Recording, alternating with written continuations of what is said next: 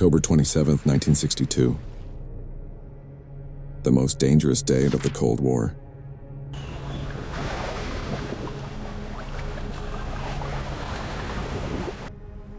At the height of the Cuban Missile Crisis, American warships surrounded a Soviet submarine.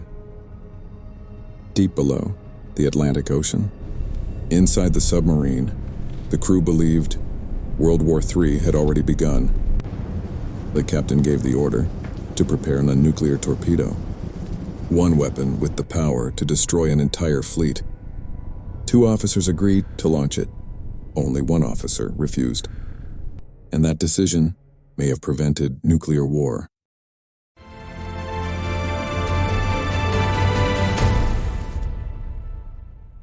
In October 1962, the Soviet Union secretly deployed into nuclear missiles to Cuba, just 90 miles from the United States.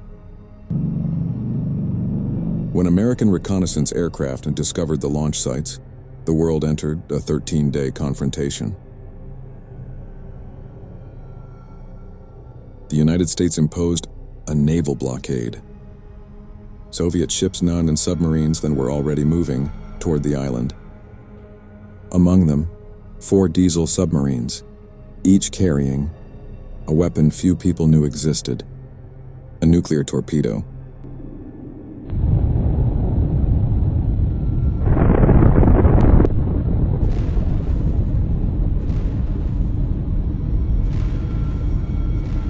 The explosive power was roughly equivalent to the atomic bomb that destroyed Hiroshima. If detonated near the surface, it could destroy an entire naval fleet. Inside submarine B-59, conditions were deteriorating rapidly. The submarine had been underwater for days. Temperatures inside the vessel reached nearly 50 degrees Celsius. Carbon dioxide levels were rising. The crew had lost radio contact with Moscow. No one knew whether war had already begun. Second in command was a Soviet naval officer named Vasili Arkhipov. Just 1 year earlier, Arkhipov had survived one of the worst accidents in Soviet naval history: the reactor accident aboard the submarine K-19, a nuclear reactor failure that nearly killed everyone on board. Arkhipov understood better than most how fragile nuclear technology really was. Above the submarine, American destroyers had detected B-59. They didn't want to sink the submarine. Instead, they dropped practice depth charges, small underwater explosion designed only to force the submarine to surface. But inside B-59, no one knew they were practice weapons.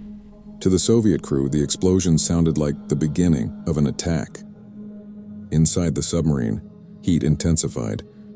Air quality deteriorated. Exhaustion spread through the crew.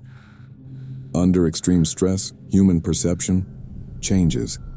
The brain begins to interpret uncertainty as immediate danger.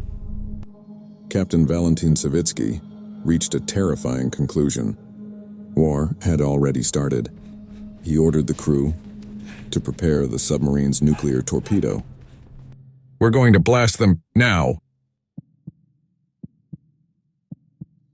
If the torpedo detonated, it would destroy multiple American warships. The United States would almost certainly respond with nuclear weapons. And the Cold War could turn into global nuclear war. But Soviet launch protocol required something unusual. To fire the torpedo, 3 officers had to agree: the captain, the political officer, and the flotilla commander. That flotilla commander was Arkhipov. 2 officers already approved the launch. 1 decision remained. When humans experience extreme stress, the brain enters a survival mode. Psychologists call this threat amplification. When information is incomplete, the brain fills the gaps with the most dangerous explanation. Because throughout evolution, assuming danger was safer than ignoring it. That instinct helped humans survive for thousands of years. But inside submarine B-59, that same instinct was pushing the crew toward nuclear war. Explosions outside, no communication, extreme heat, exhaustion. Every signal suggested on the world above them was already burning. Every signal except one man's judgment. Arkhipov refused to authorize the launch. Inside the overheated submarine, an argument began between officers. Minutes passed. Outside, American destroyers continued dropping, practice depth charges. Inside, two men debated the fate of the world. Arkhipov believed the explosions were not attacks, but warning signals. Eventually, he convinced the captain to surface the submarine. When B-59 emerged, American ships surrounded them. But there was no war. The depth charges had only been signals. And without realizing it, one officer had just prevented a nuclear catastrophe. The submarine returned to the Soviet Union. But instead of praise, the crew received criticism. Their submarine had been forced to surface, something considered a failure in the Soviet Navy. For decades, the incident remained secret. Only years later, historians would realize how close the world had come to nuclear war, how fragile the balance truly was, how a single moment inside a submerged vessel had carried consequences far beyond the ocean. No alarms reached the surface. No headlines were written. No one knew how close the world had come to the edge until history began to reveal what almost happened and how easily it could have ended everything.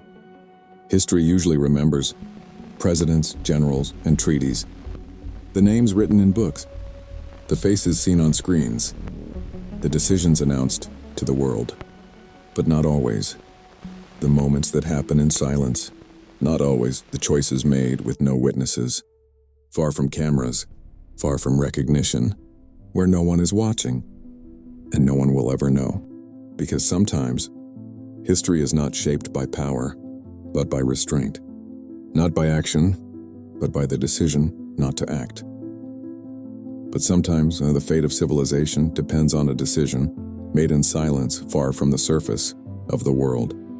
On October 27, 1962, inside a Soviet submarine, one officer refused to launch a nuclear weapon.